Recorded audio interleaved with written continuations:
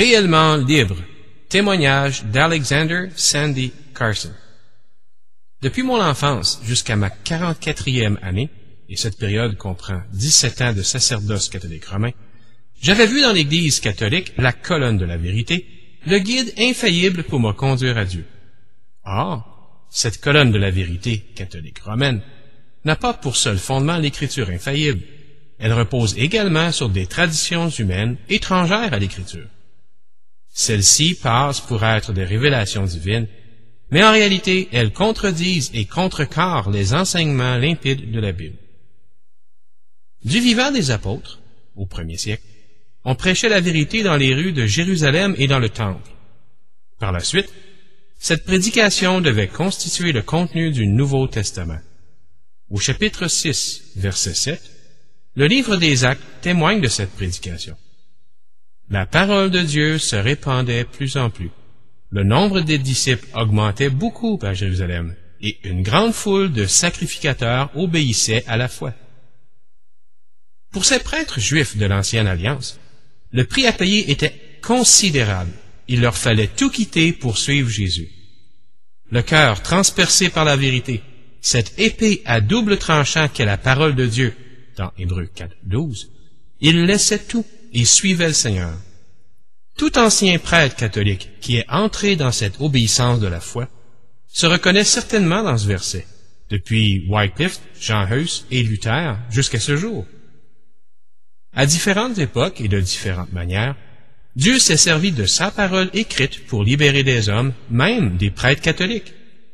Jésus dit alors aux Juifs qui avaient cru en lui, « Si vous demeurez dans ma parole, vous êtes vraiment mes disciples. Vous connaîtrez la vérité, et la vérité vous affranchira. » Dans Jean, chapitre 8, versets 31 et 32. C'est en 1972, pendant mon ministère dans la paroisse catholique du Sacré-Cœur à Rayville, en Louisiane, aux USA, que pour moi la grâce et la vérité du Seigneur sont devenues aussi claires que de l'eau de roche. Voici comment cela s'est passé. Mon baptême, ma première communion et ma confirmation. En 1928, à ma naissance, j'ai été introduit dans l'Église catholique romaine par le baptême. J'avais à peine plus d'1 an lorsque ma famille a quitté l'État de New York pour s'installer dans le Connecticut, où j'ai été élevé dans la foi catholique. Je croyais de tout mon cœur à toutes les pratiques et à tous les articles de foi de l'Église catholique. Je prenais très au sérieux ma relation à l'Église et à Dieu. Ma première communion et ma confirmation ont été pour moi des événements décisifs. Après mes études secondaires, je suis entré à Tufts College à Boston pour me préparer à devenir médecin dans l'espoir d'obtenir un jour un doctorat en médecine comme l'un de mes oncles que je respectais beaucoup. Toutefois, après 2 années d'études, j'avais un réel désir de devenir prêtre, car je trouvais qu'il était encore plus urgent d'offrir à mon prochain un secours spirituel qu'un secours médical. Au séminaire. En septembre 1948, j'ai commencé mes études en vue de la prêtrise à St. John's Seminary à Brighton dans le Massachusetts. Combien j'ai aimé ce séminaire! Là-bas, tout était tellement imprégné de sainteté. Cependant, je l'ai quitté au bout de ma première année. J'avais l'impression que jamais je ne pourrais être à la hauteur de la prêtrise, car il s'agissait, j'en étais convaincu, de la plus haute des vocations possibles pour un jeune homme. J'ai donc poursuivi d'autres études à Boston College chez les Jésuites. Presque chaque matin, je servais la messe dans un monastère catholique avoisinant. C'est là, au cours de l'automne 1949, que Dieu m'a sauvé par sa grâce. Et la grâce est le seul moyen de salut. À une époque où je connaissais encore bien mal la Bible. Jésus sauve celui qui se repent et qui croit, même s'il est encore, dans une certaine mesure, dans la confusion et dans la nuit. En ce temps-là, je n'étais pas sûr de ma relation à Dieu, mais j'aspirais ardemment à le devenir. Une confession pas comme les autres. Un soir, je suis allé m'agenouiller dans un confessionnal et j'ai confessé tous les péchés que je me souvenais d'avoir commis tout au long de ma vie. Quand je me confessais, c'était toujours premièrement à Dieu que j'avouais mes péchés, bien que ce fût en présence d'un prêtre qui m'accordait l'absolution. Si nous confessons nos péchés, il est fidèle et juste pour nous pardonner et pour nous purifier de toute iniquité. Dans 1 Jean, chapitre 1, verset 9. Après avoir déclaré que je me repentais, tout en écoutant le prêtre qui m'accordait l'absolution rituelle, j'ai crié à Dieu dans mon cœur, « Ô Dieu, si tu me pardonnes tous mes péchés, tu seras le souverain de mon cœur, et je te servirai tant que je vivrai. Car quiconque invoquera le nom du Seigneur sera sauvé. » Dans Romains, chapitre 10, verset 13.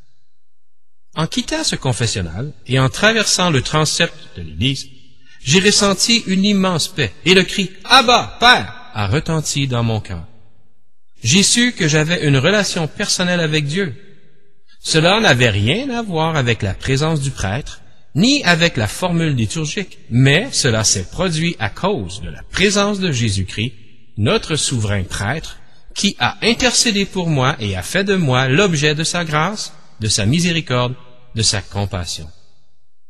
En lui, nous avons la rédemption par son sang, le pardon des péchés selon la richesse de sa grâce. Car c'est par la grâce que vous êtes sauvés, par le moyen de la foi. Et cela ne vient pas de vous, c'est le don de Dieu, afin que personne ne se glorifie. Éphésiens, chapitre 1, verset 7, et Éphésiens, chapitre 2, versets 8 et 9. L'année suivante, je suis revenu au séminaire pour achever mes études en vue du sacerdoce. En effet, à cette époque-là, je pensais que c'était ce que je pouvais faire de mieux pour servir Dieu.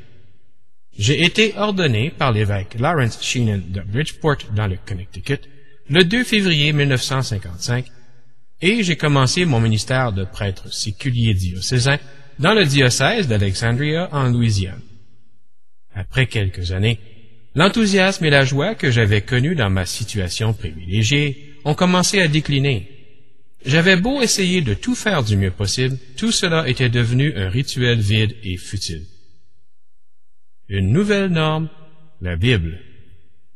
En 1971, après plusieurs années passées à implorer Dieu pour qu'il m'accordât une vie plus profonde, mon immense faim a commencé à s'apaiser. Jésus et la parole de Dieu, c'est-à-dire l'Écriture, avaient pris une grande place dans ma vie, parce que l'amour de Dieu est répandu dans nos cœurs.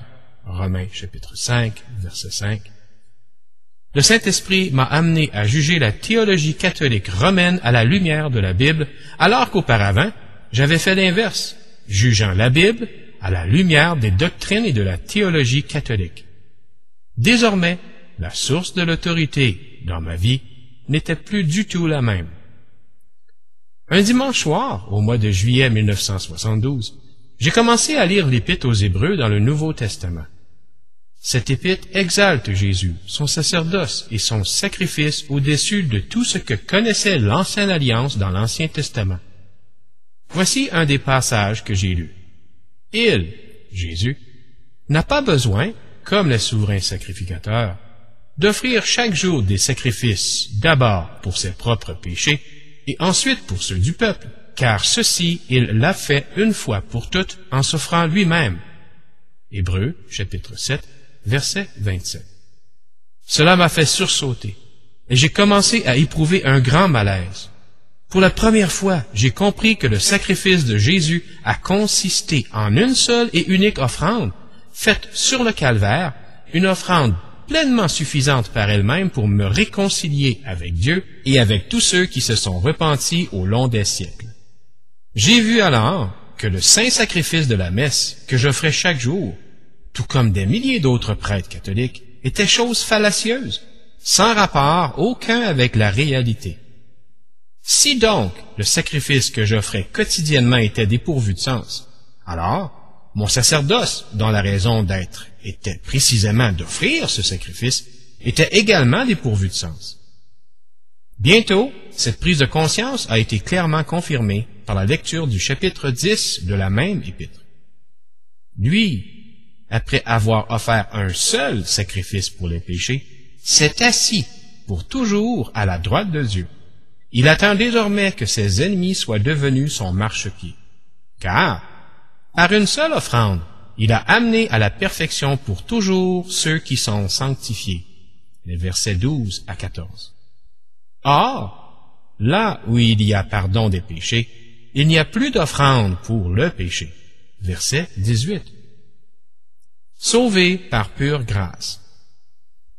Cette nuit-là, l'Église catholique romaine a perdu toute crédibilité à mes yeux, car ce qu'elle disait être la vérité était contraire à l'Écriture. Désormais, l'Écriture serait pour moi le seul critère de vérité, et j'ai cessé de considérer le magistère, c'est-à-dire l'autorité enseignante, de l'Église catholique comme normatif. Dans ma lettre de démission, j'ai fait savoir à l'évêque que je quittais la prêtrise parce que je ne pouvais plus offrir la messe, car il était contraire à la parole de Dieu et à ma conscience. Nous étions alors en 1972. Peu après, j'ai été baptisé par immersion. Je me suis consacré à l'étude de la Bible et j'ai été ordonné ministre de l'Évangile. Cela fait plus de 20 ans que je marche dans cette liberté dont parlait Jésus. Et il dit alors aux Juifs qui avaient cru en lui, « Si vous demeurez dans ma parole, vous êtes vraiment mes disciples. Vous connaîtrez la vérité, et la vérité vous affranchira. » Jean, chapitre 8, versets 31 et 32. Si donc le Fils vous affranchit, vous serez réellement libre. Jean, chapitre 8, verset 36. Alexander Sandy Carson. Jusqu'en 1994, son ministère a consisté surtout à organiser des séminaires, à évangéliser et à prêcher en Floride aux USA. En 1995, il a prêché dans de nombreuses églises en Europe de l'Est. En mars 1996, il est allé faire une tournée de 6 semaines pour apporter la parole de Dieu en Sibérie. À la suite d'une émission radiodiffusée, un entretien avec Bob Bush, un chrétien russe séjournant en Californie a pris contact avec lui. C'est ainsi qu'Alexander Carson est resté en Russie pour y annoncer l'Évangile.